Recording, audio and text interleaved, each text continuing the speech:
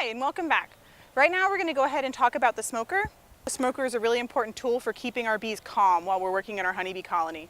And so there are a lot of theories that you'll hear people throw around about why the smoker calms the colony. But the most likely and most probably true reason for this is that bees use chemicals to communicate within the colony. So there's a lot of pheromones that they use to tell each other about what's going on and how they should be feeling at any one moment. The one we're most concerned about whenever we're actually working a beehive is alarm pheromone. So undoubtedly, as we use that hive tool to pry off the top or start moving frames around in our colony, one or two bees in the colony are going to become annoyed.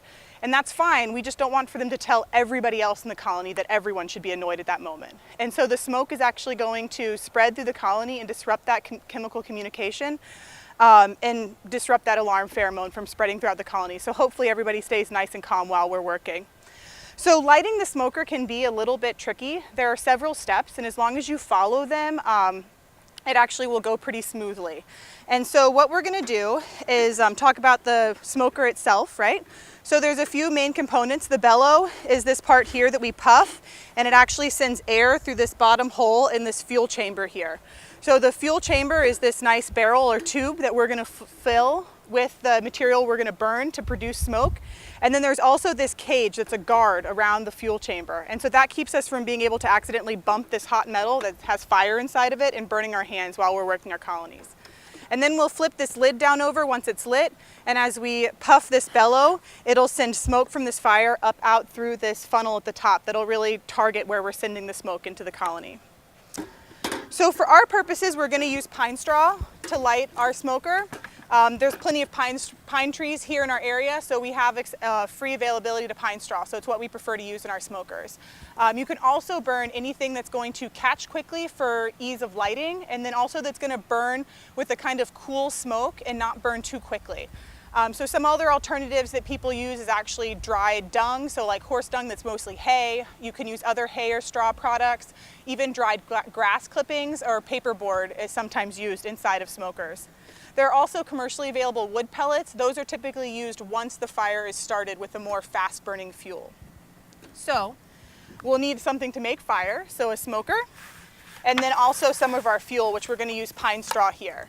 And so what we'll do is we'll add a little bit of fuel to the bottom of the smoker, get level ground where it will sit here, and we'll just put a tiny bit on the bottom and push that all the way down in to where it's resting on the bottom down there.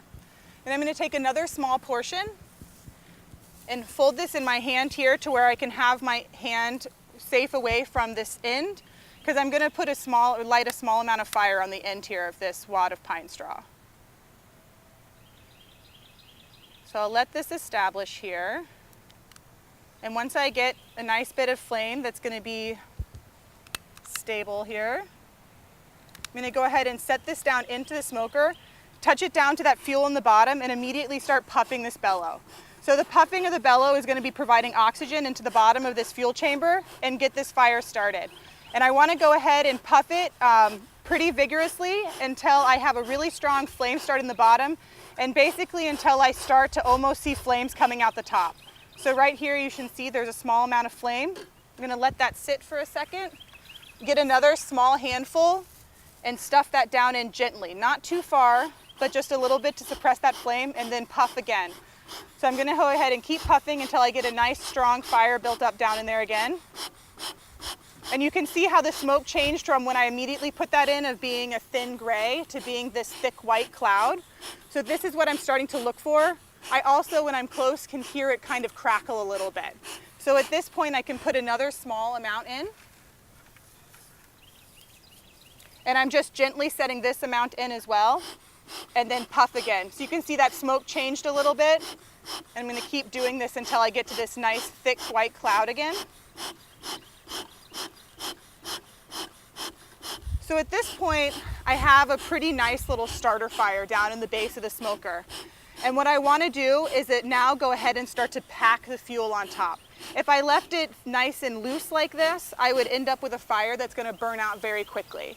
But once I pack this in tightly, I'm going to end up with something that's going to be a bit more stable. So I'm going to get some more fuel here.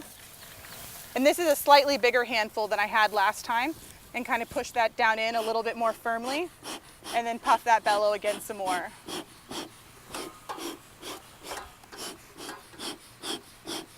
So the two main ways that people go wrong in lighting a smoker is that they either they put too much in too quickly, right?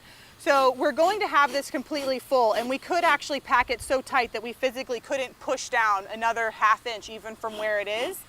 But we want to take our time while we're doing that and really make sure that we reestablish this nice thick smoke between each time that we add more fuel in. And so at this point, when I add in fuel, I can push it down really firm, and that firmness is what's going to pack it tight enough that it doesn't burn too quickly, so our smoker will last longer.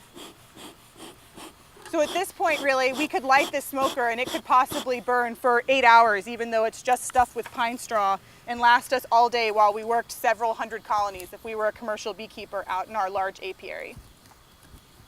So I've only packed this about half full, which is all we're going to need for our time today.